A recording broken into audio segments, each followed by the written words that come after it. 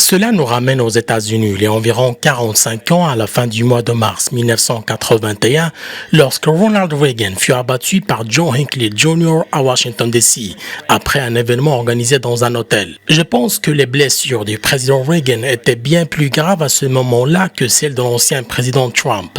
Il est également important de noter que cela fait aussi longtemps qu'un président des États-Unis n'a pas été visé par une arme à feu de cette manière. En termes de tragédie nationale, il n'y a probablement rien de comparable. C'est comme si pendant 45 ans, un candidat à la présidence pouvait organiser un événement en extérieur ou en intérieur, qu'il s'agisse d'un grand ou d'un petit rassemblement, en bénéficiant d'un certain degré de sécurité, avec l'assurance que d'énormes précautions étaient prises, que les services secrets ainsi que la police locale et nationale collaboraient avec la communauté du renseignement.